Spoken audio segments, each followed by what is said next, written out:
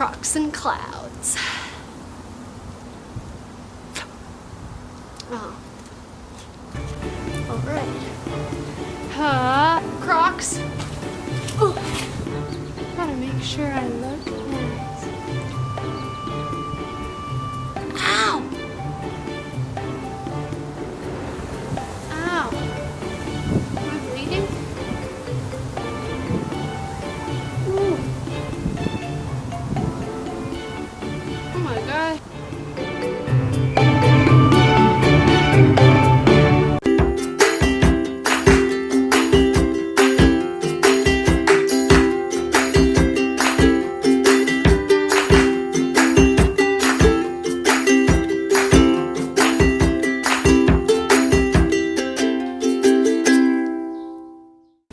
Hey there!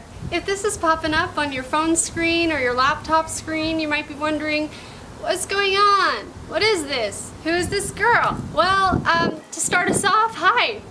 My name's Hailey Davidson, and I am a proud Métis woman, and I work for Brandon Indigenous Tourism here at the Riverbank Discovery Centre.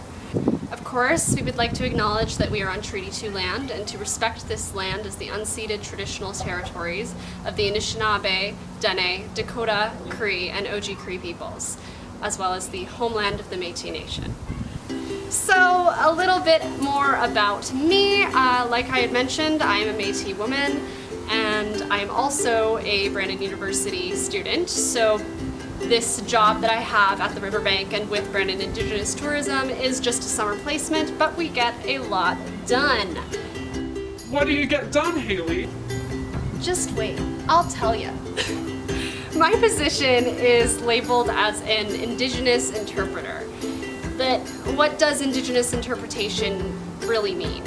In Canada, we have talked a long time about the importance of diversity and embracing a range of different cultures, including those of our Indigenous peoples, as a part of the social fabric of our communities.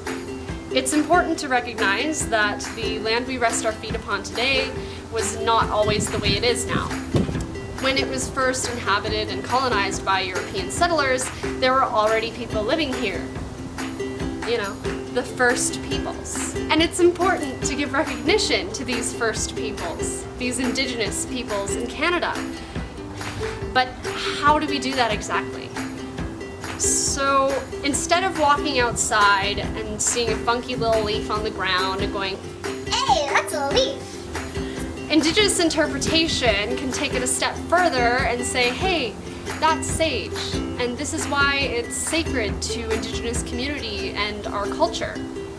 Indigenous interpretation is definitely about the recognition of Indigenous presence in our community and our country, but it's also about the stories that surround us all. Indigenous interpretation focuses on educating and bringing awareness to that Indigenous perspective. There's so much that we can learn about the earth we stand upon, just from the perspective that Indigenous culture, history, and voices can provide. So back in 2019, I started working on this program that we called Learning from the Land. It basically works like the other interpretive programs here at the Riverbank Discovery Centre, like Swamp Camp. Except it's done specifically with Indigenous culture, history, teachings, and voices as a priority within its content. If you're interested in looking into that a bit more, we have brochures. They're meant for self-guided tours, but you can always give them a little read, come on down to the Riverbank Discovery Centre and walk the trails, and you can pull one of these bad boys right up onto your phone if you go to bdnindigenous.wixsite.com/tourism.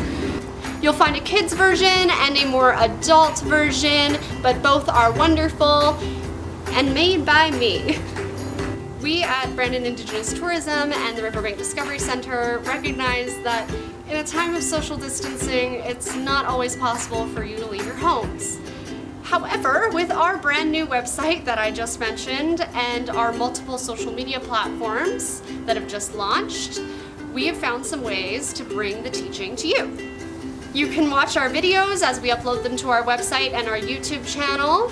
You can read our blog posts on our website. You can take an interactive quiz or poll on our Twitter, or you can just scroll through our TikTok or our Instagram feed from the comfort of your very own couch. So what we're trying to achieve here is using these principles of trust, respect for diversity, equity, fairness, and social justice, and using those in an educational setting so that we can make Indigenous cultures feel acknowledged, respected, and valued.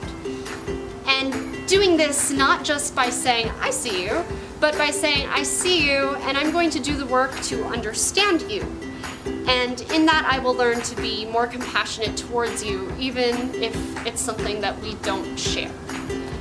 Basically, the number one thing that I want people to take from this is that the willingness to teach and be taught is how we learn to acknowledge our commonalities and respect our differences. And that really works to create a community that is stronger and more compassionate together and towards each other.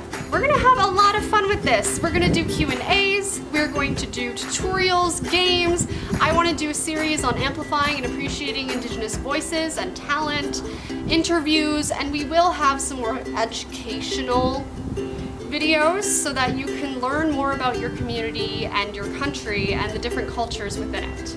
This is super, super exciting, you guys. I'm having a lot of fun creating content that can teach people, and hopefully you'll have a lot of fun learning something new.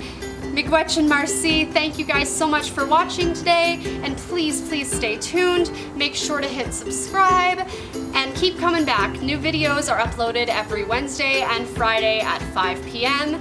And make sure to follow us at BDN Indigenous on Twitter, Instagram, Facebook, and TikTok. And visit our brand new website at bdnindigenous.wixsite.com/tourism. It's going to be a blast, can't wait, so I'll see you soon.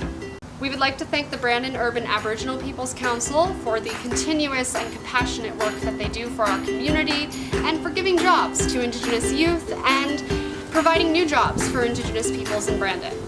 Thank you as well to the Manitoba Métis Federation for providing me with the opportunities and resources to have a summer job that not only gets me out into my community, but has also been a huge part of my personal journey to find and learn more about my Métis identity.